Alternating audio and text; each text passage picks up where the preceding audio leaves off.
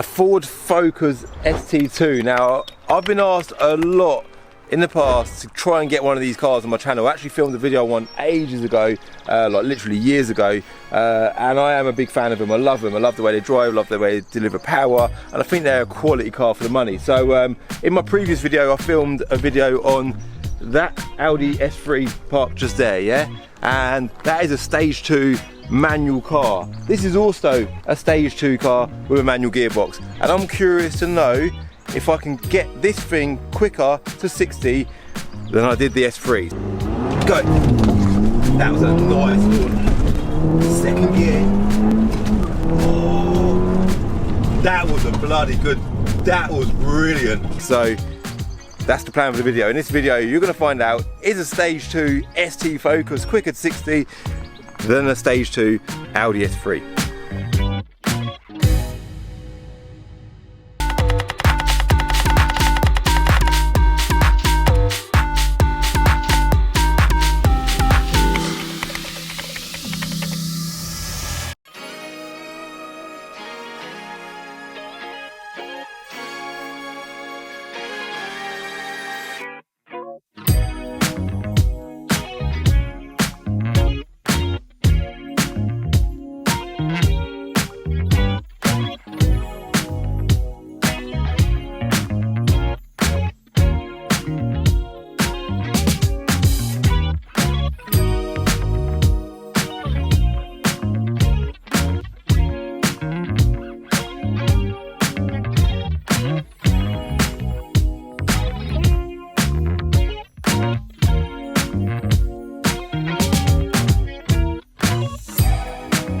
Right, so as ever, we're going to start the video with just a little walk around the outside of the car. I've got a feeling that this video is just going to be a breeze for me because this is such a cool car. You know, Focus STs, I said just now, I'm a big fan of them because I love that 5-cylinder thing. It's sort of like an Audi thing. There's hardly any cars in the whole bloody car market that got a 5-cylinder engine. And me, myself, that was one thing that really drew me towards buying an Audi RS3. I really wanted one for that reason. I love 5-cylinder raw.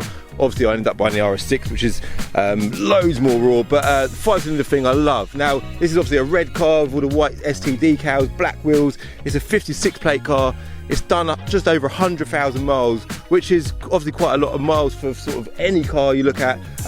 But this is actually a really tidy car. It's got nice paintwork, wheels are tidy. Obviously it looks like it's been looked after anyway. Decent tyres on it. And it is an ST2, which is the lower model. They obviously do an ST3. The ST3s have got full leather and heated seats, which turns out quite nice for me to say that it isn't an ST3 because it would be the worst day to have leather. As you come around the back, an exhaust either side. And I know a lot of you, obviously these are a car that have been on the road for a long time, so a lot of you know a lot about these anyway. But yeah, they're just all in all a really good looking car. They offer a lot, and performance wise they're really good. So the plan for the video is if I just jump in the driver's seat. Yeah, so as ever what we're going to do is we're just going to jump in it, go for a little drive. It's going to be, I can't even say first impressions because it ain't first impressions, but the thing that, like I said earlier, what I'm most curious about is the S3. I managed to get it to do 60 in 5.8 seconds, which was actually not as quick as what they're quoted in stock form, but I suppose it was bumpy roads. What can I say, bad driver maybe, but I'm curious to see how quick I can get this thing to 60, and I wonder if it's quicker to 60 than the S3. So we're going to go out for a little drive and then get the draggy box out and see how well it gets on. Hold on, before we go, I've got to show you something. Yeah, this is quite cool. So Fords have got this thing here. You spin the badge and you put the key in there to open the bonnet, yeah, but that always breaks. If you've got a Ford Transit, a Ford Mondeo, a Focus, anything, if you've owned one for a period of time that's done X amount of miles, they break, yeah. This car has got these things on the bonnet, and generally a lot of people will just silicone these things to their bonnet just for a good look, but in this case they actually work, yeah. It's got proper working bonnet catches, yeah. Look, one on each side. You press that, they've got little key locks on them, which I've obviously just unlocked, and then hey presto, fail, try it. That's it. Hey presto, under the bonnet. Now let me quickly just put the arm up and show you under here quick. This has been someone's absolute pride and joy, yeah. These silicone hoses, obviously they're pretty standard looking silicone hoses at this end. We've got a K&N air filter at the end there. But as you get to this stage onwards, you've got this sort of skull, red skull looking effect all the way down that hose into a silicone hose just there. And then the rocker cover, like the plastic cover, that's covered in that finish as well, which I love stuff like that. Someone's gone for like a red carbon look here. It ain't real carbon. I don't think, nah, that's definitely plastic. But come on, man, it's wicked that someone's gone to that effort just to make under the bonnet look good. So yeah, also it is an eye-back springs as well, so you can see it sits, it don't look like it's sitting too low from this side because it's sitting on a bump, but it does sit a little bit lower than a standard ST. All right, so let's go out for a drive, yeah?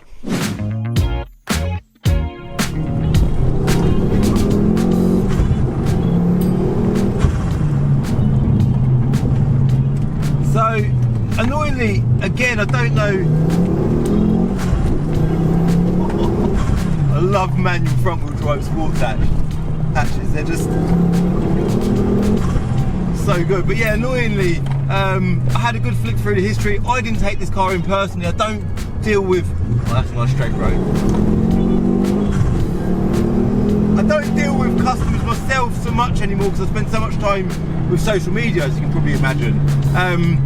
But so I don't know fully what this car's had done to it. Again, I'd hate doing this on videos because you're obviously here to get details, but after seeing what I've seen under the bonnet, obviously what the induction kit, nice airflow pipes going on, and I would say it's got a decat. I would get underneath it, but it was leg day yesterday, man, and I can't even bend my legs, let alone climb underneath a car. But there was an invoice in the pile of receipts or history for the car to say that the cat had been replaced for an MOT, which would make me assume that it's decatted. Now, it does also pop a bit on down changes, and when you let off sometimes you can sort of hear it even now.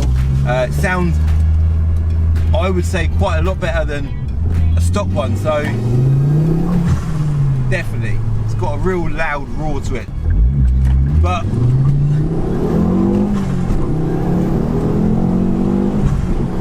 I'm told it is a stage 2 car, and it definitely feels like it. So Focus STs, yeah, let's sort of backtrack to 10 years ago when they were like really the hot hatch, yeah. They were often compared to an Astra VXR, because that's Ford and Vauxhall always compared, yeah. I love Astra VXR. I think they drive wicked. I love the way they drive, love the way they look, and at the time I think they, although Vauxhall build quality isn't obviously amazing, I do think they're a really good car. The Ford Focus ST, I've never thought like it looks better than an Astra VXR. I am going to compare the two because I do think they're very comparable cars. But I do feel like it offers more in the sense that the build quality is better. Strangely, something else I like about a Focus ST is the seating position. Obviously, I'm quite a big guy, I say that a lot in videos. This is comfortable, it's higher up, it feels like you're kind of sitting quite high, your legs kind of dangle down a bit better. And that's silly stuff, but it is, I think, quite important. So yeah, from a comfort point of view, it's pretty good. Steering feels really sort of solid and on point. I love that about them. Again, Vauxhalls in general, there's kind of a bit of looseness and a bit of detraction there. Is that even a word? Sort of, you know, you feel a little bit detached from the drive of an Astra VXR, but Astra VXRs are proper cool, and if you get a Nürburgring, I think they're a seriously special car, so don't think for 1 minute that I'm putting Astra VXRs down. Something else I'm going to say, which I mentioned in the S3 videos, I'm stupidly hot. I have got my hashtag on it, calvinscardiary.com, by the way, if you want to buy one of these. Hashtag on it, vest on today to sort of get the guns out, do you know what I mean? Get some, I don't know, try and cool myself down a bit, but it's ridiculously hot today. Something else that Focus STs offer, they've got these dials on a dash. Like, obviously normal Focuses don't have them. The STs have got them. Gives it a bit of character. One of the middle one is obviously the one that gives it the most amount of character, because that's the boost pressure for the turbo, yeah? And let's see what it boosts at. It's currently, peak boost is showing about 1.1 bar, okay, which I would say again, it's definitely been remapped, because stock turbos generally boost at about 0.8 bar. Don't quote me on that, but I would assume that based on that, we're running at slightly higher boost, yeah? Like I said, it is an ST2, so it's got a cloth interior. They do them in different colour options. This is red to match the outside of the car, yeah? Driving wise, let's talk about the 5-cylinder engine. Now obviously, the Astra XR has got 4 cylinders, yeah? Which is a whole one less cylinder than what this has got. And from even a stock form, driving it, you notice the difference in power delivery. These cars, second gear, yeah?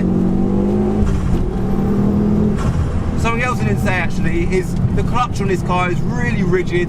Again, annoyingly, for some strange reason, so many people tend to spend money on their cars. Take this as a tip from me. If you spend money on your car, keep your bloody receipts. Put them in the service history of your car and keep it all documented. You know, when you come to selling it, the person that buys it wants to know exactly what's been done. I come across more cars than not with no paperwork to prove what's been done to the car, but you can clearly see that stuff's been done to the car. So that is a little dig at the person who sold us this car and the person that sold us the Audi S3. These cars have both had nice modifications done to them, but we've got nothing to prove it. Maybe I've missed it, so if that dig was wrongly whatever, you know what I'm saying, I'm sorry, alright? So yeah, but yeah, it feels really rigid. The clutch, that's what I'm saying, the clutch feels really rigid, so it's definitely, I would say, it's had a second gear lit up there, it's had a performance clutch, yeah? In stock form they deliver power really well, and obviously when they're tuned they deliver power even better. The way that you just pop through the gears on these cars is just so good. And one thing I would say about the way that they deliver power is, unlike the S3, yeah, the Audi S3 that I just drove, let me just flip that mic round. That's so annoying I didn't flip that round. Let me quickly flip that around, sorry. That is so annoying that I do that. That will be better. I'm so sorry if the first half of this video had bad audio. I do that a lot. I don't know why I do that a lot. There's me moaning about people not putting history in their bloody cars, and I just do stupidness like that. But yeah, anyway, you'll be able to hear me now.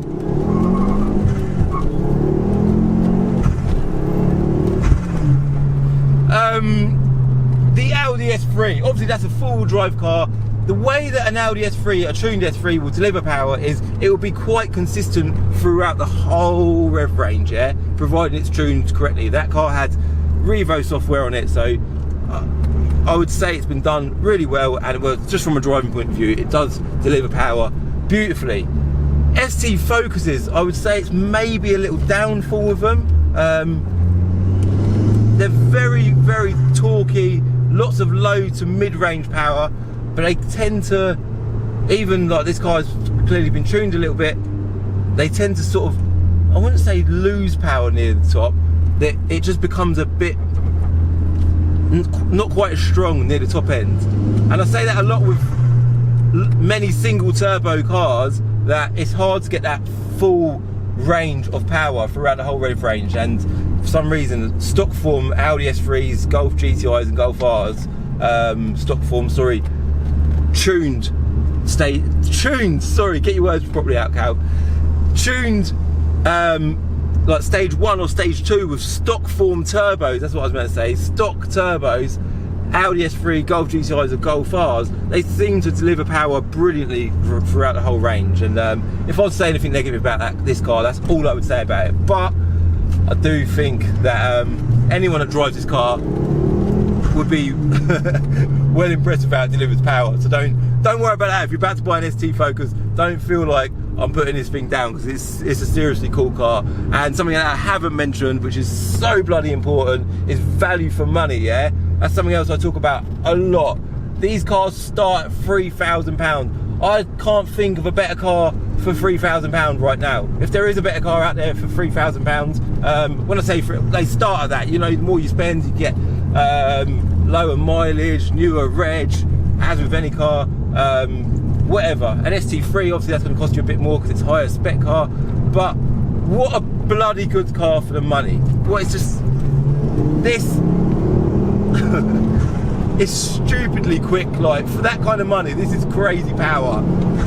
So stage 2 is supposedly 300 brake horsepower, so it's slightly less power than the Audi S3. What I'm going to do is I'm going to stop here. It's a 6-speed manual gearbox, it's a front wheel drive car, and we're going to get the draggy box out and we're going to try and do 0 to 60 in a stage 2 Focus ST. Now at this point in my life I don't actually know what these cars are meant to do 60 in stock form, but I'll put it on the screen now. What I'm going to do now, my goal really is to try and come close to, or if not beat, the 0 to 60 time that I've done in the Audi S3. My first run was 5.9, second run was 5.8, so be interesting to see what we get out of this. So I've got the draggy box, and put it in the centre there, face up. Just quickly do this, 1 second. We need fuel apparently, as long as we can get 60 miles an hour, that's all I'm bothered about. I love these types of cars. I've always just loved front wheel drive sports hatches. I just think they're just so good. And anyway, that's all set up. We're good to go. Handbrake off. Traction control, I've already got that off. First gear, there's no sports settings or anything. It's quite a straightforward car. Let's turn that down, the aircon, so that don't annoy you too much. Right, ready? 3. Oh, that was a cheat there, wasn't it? 3, 2, 1. Far too much wheel spin. That was a bad run. No run, far too much wheel spin. Didn't like that at all. Right, let's try it again. Try no wheel spin this time. No chances there. That's a better one.